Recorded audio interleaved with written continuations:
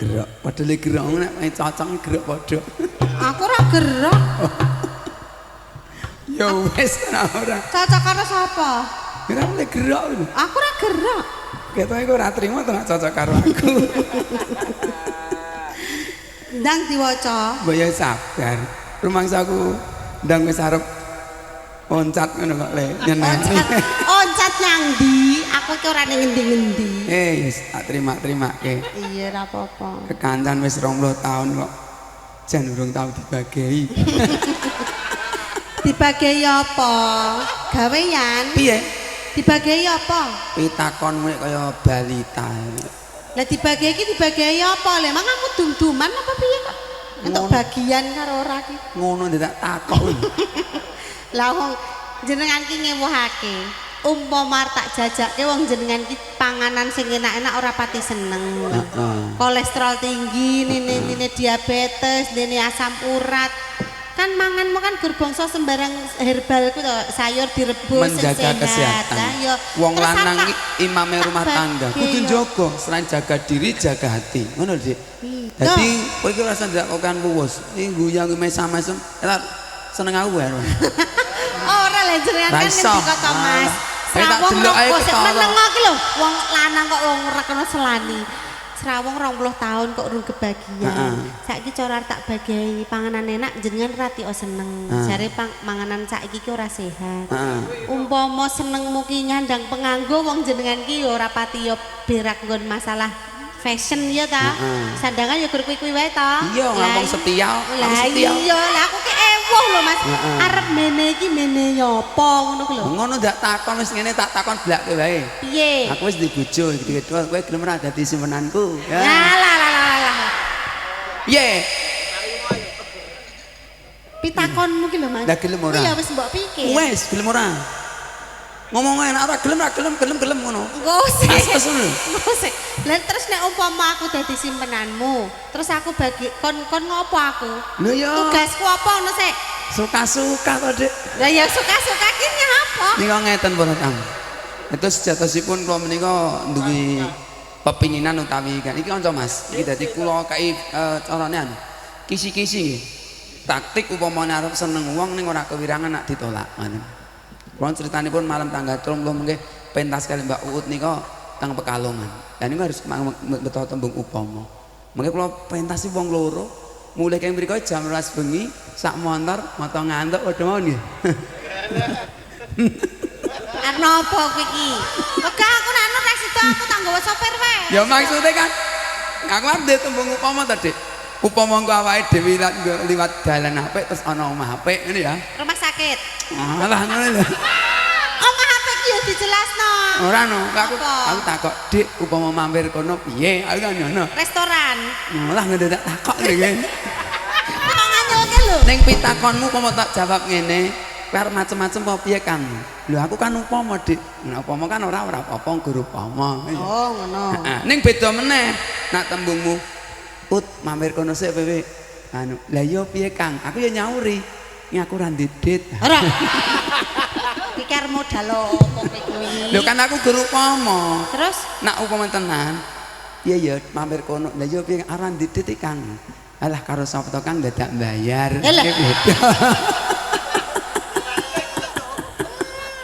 Ya Allah. umpama tak gratis iki yo milih. Heeh, ora sing kok ngene. Penak men. Terus saiki aku tak tekon. Iki yo umpama ndelalah aku gelem, tur kowe ora usah bayar. Bahasan awake dhewe iki mau sida mampir. Kowe iki arep ngopo? Upama ya? Iya. Upama wis terjadi sesuatu ya. Upama wis terjadi sesuatu mesti kowe mung satu kata. Apa? Polahmu ka wong edan. Ora. Pacar edan. Kok sik maksudnya pola ki yo gelem kekiter kuwi to? Arep gogok apa ngadeg? Iku upama. Lah iya guru upama kok. Sapa ning tenan ora karep no. Nih tak kandhani. Kaya ngono ki mau ngono nggo nangen-nangenmu. Lah iya kan guru. Sok tanggal 29 bengi iki aku karo calonku. Iya ora apa. Dadi aku ora bareng kowe. Kowe ora usah. Kowe nek arep mampir omah apik ya mampir. Tak kandhani. Satu prinsip buat diri saya. Aku pengen menjadi imam rumah tangga yang baik.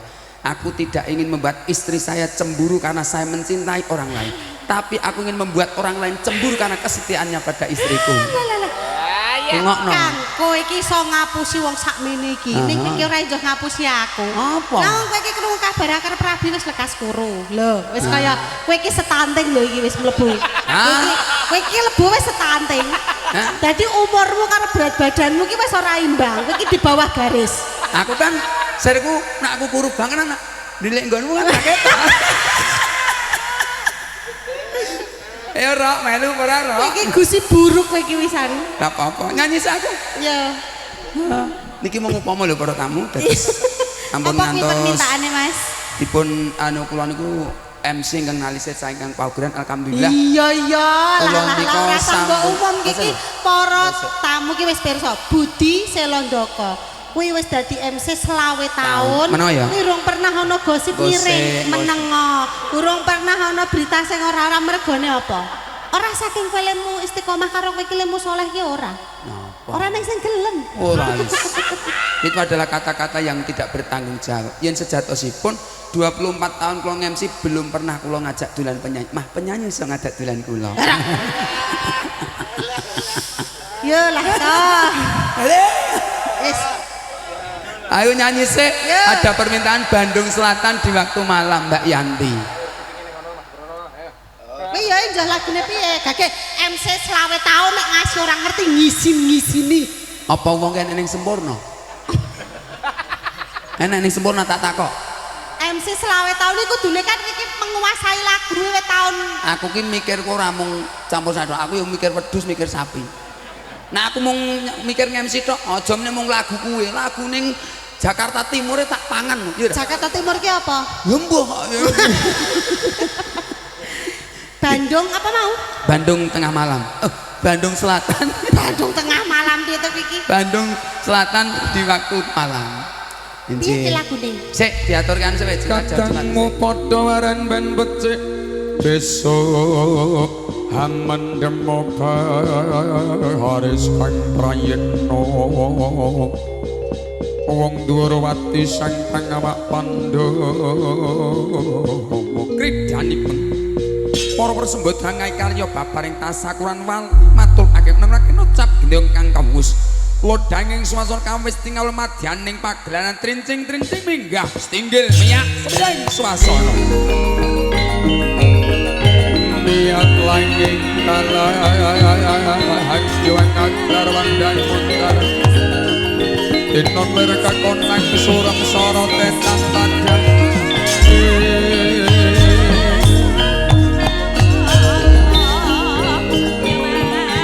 kuku sing tumo kanggo melon melon wongane kang biasa ngapake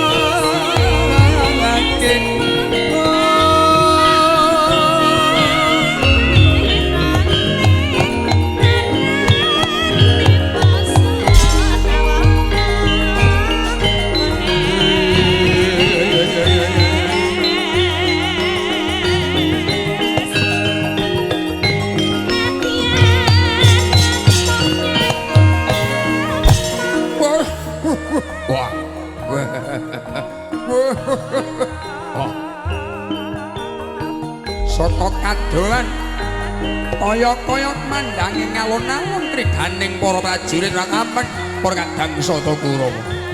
Lah kok tinggal ganggang corong layu acara marang panenggaing Kurawa Werkudaraning Astina Raden Werkudara. Suradama wonten dawuh Kakang Mas. Kae kaya-kaya kridaning prajurit kang ana ing alun-alun. Sumadya duwe gawe apa Suradama? Menika kadang prajurit sami olah kridhaning barang. Woh, lah kok ninggalke karo tetuanggane. Yen mangkono aku bakal ninggalke pakan iki samangko. Mbene kula sawetara ora kepantak brabet. Yo.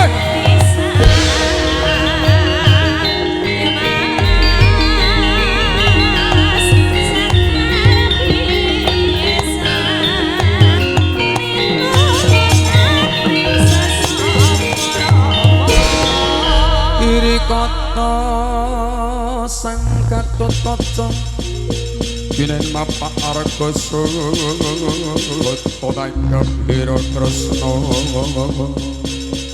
Para komane her puji saktene Oh ibune guluk Eneng apa bapakne kula? Dursasana mung sembodro. Ya. Stop. Campur sari ki anggere apik, MC-ne ya apik jan. Campur sarine apik. Iya no. MC-ne apik. Lumayan. Penyanyine? Nek penyanyi selera, enek ning ngarani apik ya enek ning ora. Mergo menungso ki ora papak ora padha. Ngono. Nek bengi iki penyanyine apik ora? Ya sedengan lah, sedengan. Sedengan? Sedengan. Wah, wong pesen sapi, pateni sik. Kok mah dipateni? Ku rezeki lho kuwi. Rezeki ya jek nemeni kita. Oh lagi Ya aja ngono. Aja seneng banding-bandingke. Ora, Dik. Wong ki nek kulino banding-bandingke engko malah kuciwa tembe mburine. Sebabe Lah kowe bandingke antarane sapi kok ijek kurup iki mangsane apa? mergo aku ngupaya rezeki ana nggon sapi. Nak wis entuk duit kan tak ge golek hiburan, Dik. Lah aku bengi iki hiburan ora usah ngetokke duit kok. Ya luwung kowe. Dadi nek wengi iki timbangane sapi ijek luwung aku. Ya, mergo saka pangrasaku dikepi yo bae sapi iki nak karo kowe tetep lomo sapine. Nah, Maksudnya sapi kae kok lomo sapine? ya kae diperes pendak dino ora tau piye jajal kowe. Ya. Sik Oh ya tak. kosi. Ya aja perbandinganmu ki aja kuwi to Mas. Lah nek sapi ki lak genah wis kewan, penghasil susu. Iki pancen wis penggaweane diperes. Oh, ngono. Nak nuduh sapi. Apa? Apa bedane kowe karo wedhus? Ya genah beda. Genah iki menungso, tatarane menungso ki makhluk sing paling sempurna. Wedhus genah kewan. Beda. Bedane? Wedhus ki mengandung kolesterol, nak kowe bisa mengandung anak-anakku. Ora.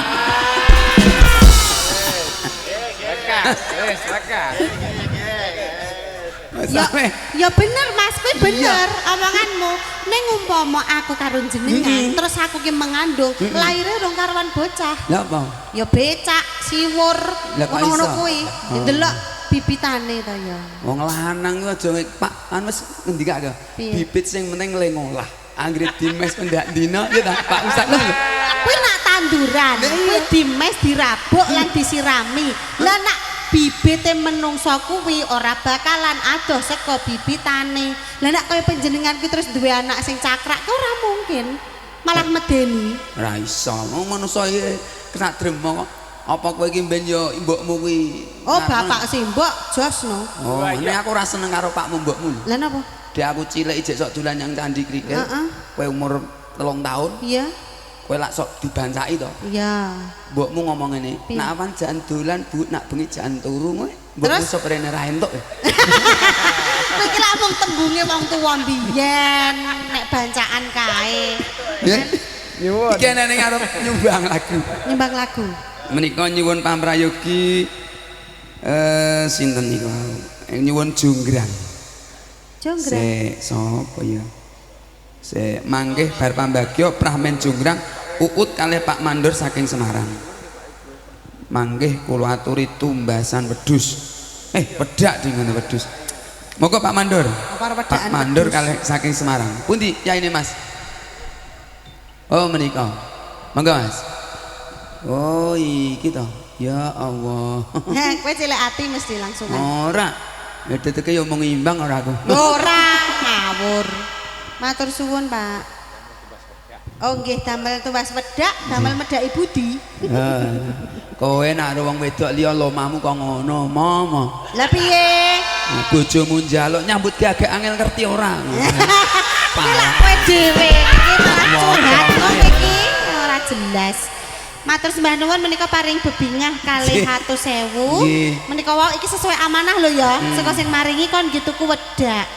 Kamangka nek raimu kuwi tak tukokke wedak apa wae ora cocok. Mergo aku njogo karo perasaanmu, Dik. Piye? Nak nganti Ini aku- lho ngadeg aja lungguh dadi kira Aku ki lempok. kenapa ora tau dandan mergo aku njogo perasaan. Nak nganti aku dandan ketok patut. Aku ae sing tinggal. Piye, Mas? Ya kene. Ora apa-apa kene. Kan Mas Jonggrang. Kok dirampung sih? Oh nggih. Ora apa-apa kene. Siap ke sinome Mas. Niki sing penting pakem e. Jonggrang sinom to? Apa ora jonggrang? Apa lagu? Langsung roro jonggrang ngono. Oh, ngono. lagu. Lagu napa prahmen? Lagu lah. Lagu. Oh, lagu. Lagu ngono Mas. Lagu Purwahmen. Lagu sing lagi fragmen. Oh, nggih. Ya, kok aku dadi Roro Jonggrang, sing dadi Bandung-Bandosane kok kene wae. Bandung Bondowoso. Lah ya. Tenang, kok nak kowe njaluk bayi 1000 tadi. Jentik-jentik apa piye kok bayi 1000. Ayo para kanca. JS Musik.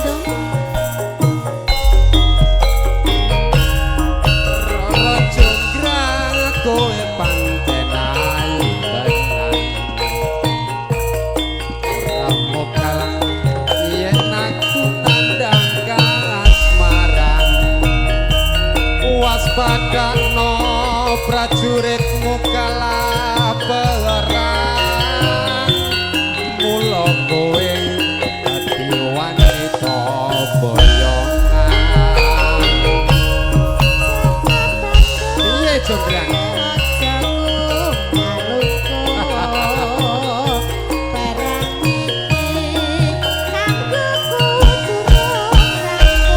ayo karepmu piye Jonggrang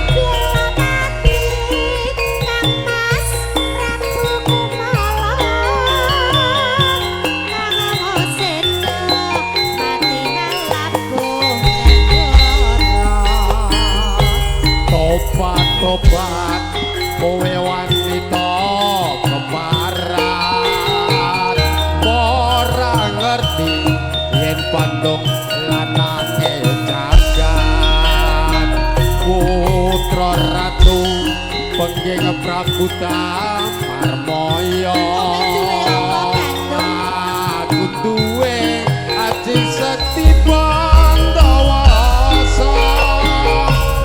Roro Jonggrang makuta surkun darwa piye Jonggrang apa panjalukmu Jonggrang ae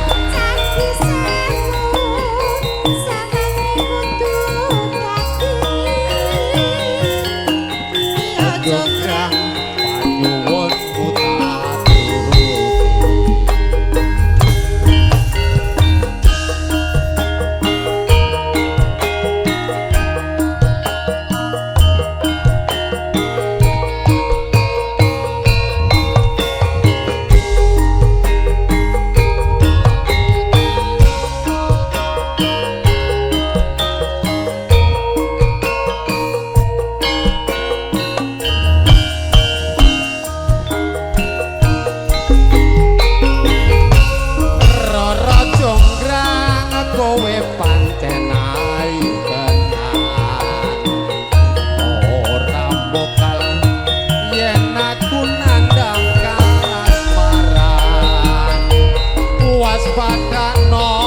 prajuritmu kalah perang mula kowe dadi wanita boyongan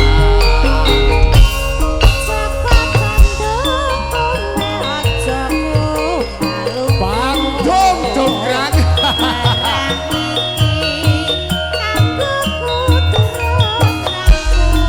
kalau ngopo Jonggrang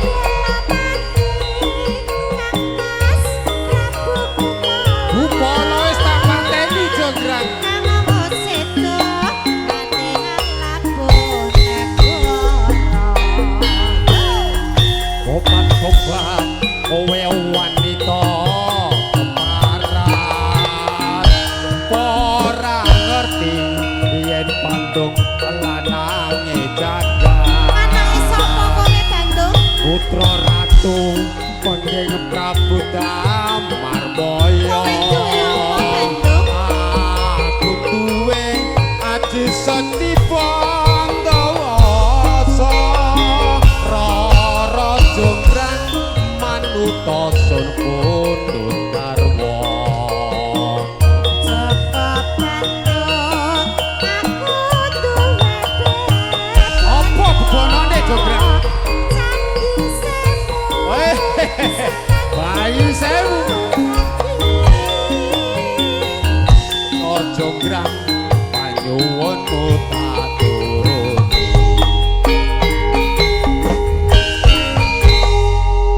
Sampun sampun Enci cek matur Piye Pak Dalang Lah piye kok? Malah nak nyanyine karo jogetane cara jenengan mau kan bandingke to ya. Nah, aku mau ya tok bandingke ngono. Nek nyanyine karo beksanane cakrak masih mau nek karo jenengan lho. ngene ngapi wong kae mung nyumbang lagu kok ya. Lah iya, aku ki lah ya gur ngomong to, Mas. Kene iki Allah iki. Jenengan ki mbok yo ngono lho nek duwe karo aku jogete ya sing ngene-ngene ngono Loh, lho. saya jaga diri jaga hati kok, Dik.